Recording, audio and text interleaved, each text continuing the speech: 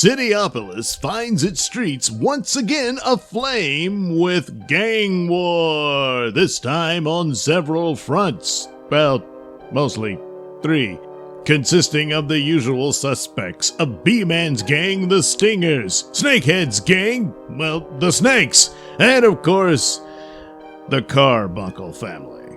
Meanwhile, the man-monster known as B-Man remains at large, with Night-Night and Boobo in hot pursuit.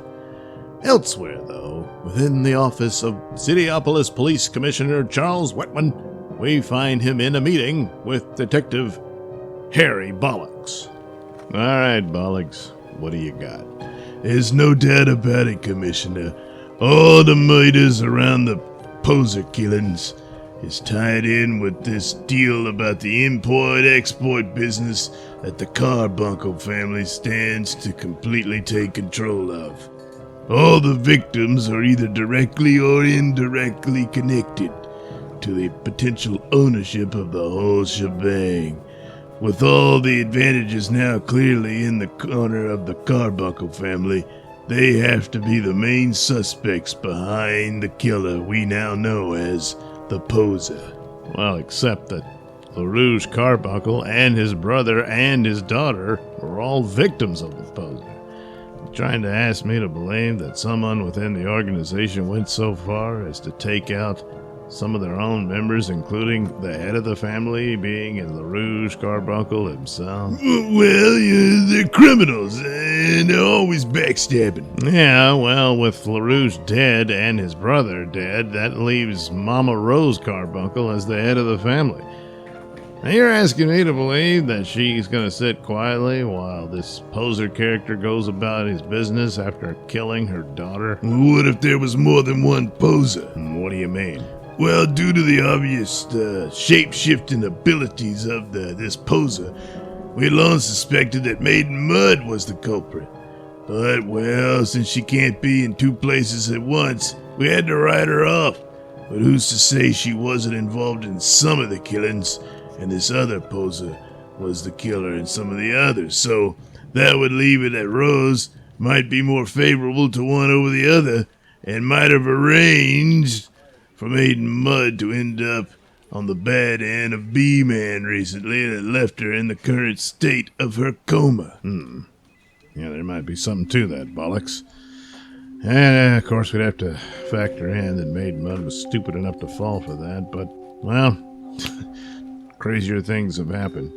There's also the connection of herself to the Carbuncle family. We now know, due to her, pornography past, is what led to her coming into contact with the chemical mud bath that was highly experimental and led to her abilities, which was concocted by an apparent subsidiary of the Carbuncle organization. It could be they were able to create yet another shapeshifter based on the same chemicals. No doubt about it. And when Rose Carbuncle has gotten everybody out of her way, she'll get rid of this new shapeshifter too. If we can figure out who he or she is, we might be able to help turn them for their own protection. Problem is, we've no idea who that is. We've got not even the slightest trace of a lead to figuring out the identity of the Poser.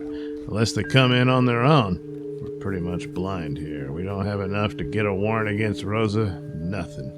It's a great theory, and I'm buying it as of now, but we're still stuck within square one. Until, of course, Maiden Mud can come out of her coma, thanks to the death of Martin Purple. She's the only one we got to talk to. Yeah, it's a damn shame about Purple, because if we could have squeezed him, I think he could have told the whole story. Obviously the reason behind his death, but it just goes to show just how bloodthirsty and heartless this Mama Rose is. I just recently came into some evidence that there's no doubt about it that Martin Purple was her bastard son. What? Oh yeah, seems Mama Rose had enough of LaRue stepping out on her, so she stepped out on him. It's not clear on the identity of the father just yet, but yeah, she was the mother of Martin Purple. Of course, He was never really accepted by the family in total, but his legal skills kind of won his way in, and, well, I guess Mama Rose just no longer had need of his services. Good Lord. You know, I've been in this business a long time and run across quite a few freakish, weird horror stories. I mean, goddamn, I gotta put up with night-night. But for a mother to murder her own children just for wealth and power, that's something I'm not ever gonna get used to. Commissioner, Night-Night's been spotted fighting with the Bee-Man. And sure enough, on the streets of Cityopolis can be seen the Bee-Man with the night cruiser in hot pursuit. Get ready, Bobo, and make sure your aim is true. I ain't gonna lie about my aim. I'm gonna shoot him right in the butt. That'll pay him back for stinging me in the butt. Nevertheless, Boobo, one shot of this combination of tranquilizers and anti-mutagens of my own design should not only bring him down, but also revert him back to human form. Of course, it would have been better to have the concoction devised by Dr. Spankbutt. However, we haven't been able to find her, so we're on our own, but one way or another, Bee-Man will be no more. Uh-oh, you just ran a red light. Shut up, Boo-Boo. This is official night-night business.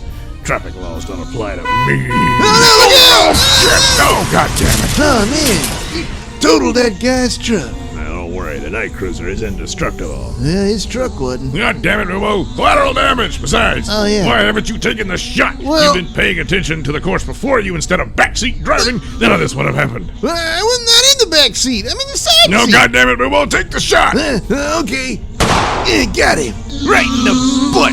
Jeez, right in the crack. So, the butthole's still the butt. Yeah, but when he shifted his cheeks, it fell out. What? I Uh-oh. hope enough of the drug got into his system. Oh, no. He's turned around, coming right for Oh, shit, oh, shit. Oh, It's going down and ran right over him. Oh, man. He's laying in a heap in the street. A fitting end for his kind, Lobo. Now we'd better check in on him. Okay, but I'm bringing some Raid to spray him in the face if he wakes up. Yeah, all right. Whoa, who the hell are these assholes? Oh, no. It's B-Man's gang, the Stingers. Oh, shit. Oh, get back in the night cruiser. And while our heroes barely escape the vengeance of B-Man's gang, the Stingers, on the other side of town, somewhere within an old abandoned warehouse, we find their rivals, the Snakes, plotting a trap for B-Man. Damn, boss.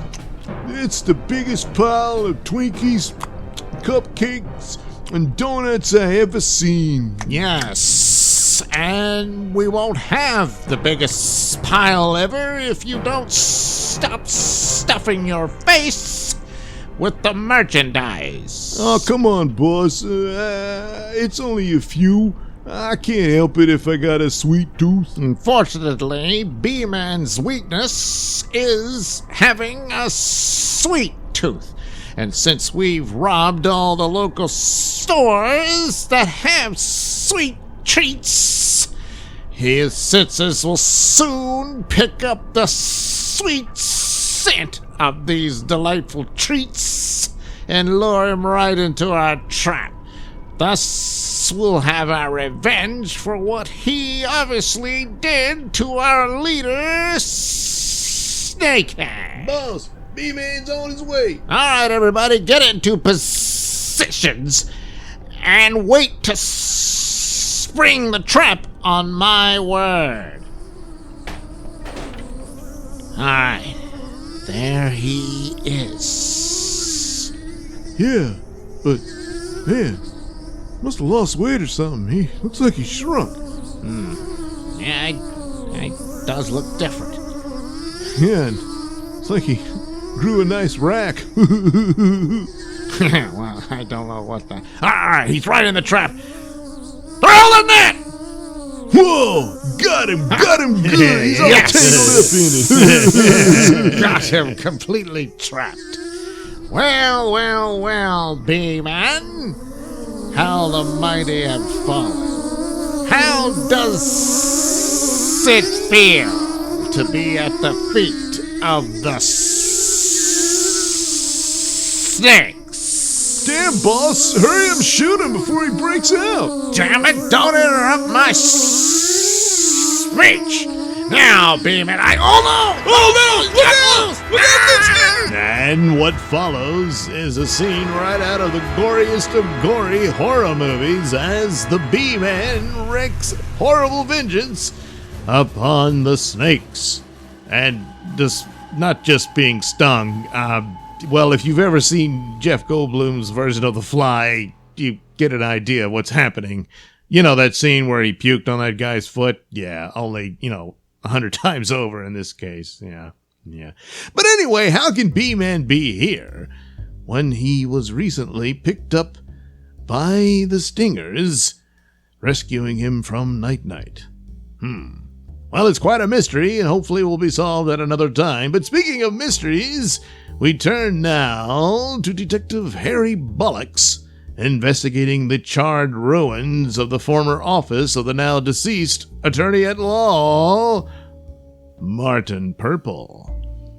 I can't believe it, but the lab results came back negative on the corpse of Martin Purple having any relationship to the carbuncles.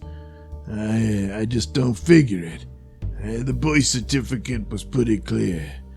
And with Maiden Mudd still taking a nap, my only option is to go back over to his office for any possible leads or clues.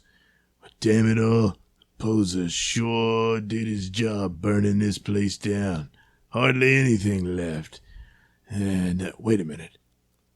The crime tape's been disturbed. Let's see. What's with... Is that... Yeah, it's a door. According to the floor plan, it don't belong there. Let's see what's going on down here. Looks like this might lead to the basement. But no, I think it goes deeper. Yeah. Hey, there's a light on down there. Alright. Whoever you are, put your hands up. This is the police. I'm coming in. Nothing. What is this? Some kind of laboratory or something? Oh! Damn it, drop my gun! You! But it can't be you! Wait, no! Oh no! Who shot Detective Harry Bollocks? Well, this and other questions will be answered in the next exciting episode of Night Night, as it will bring to a conclusion this year-long endeavor of the Tricks for Treats saga.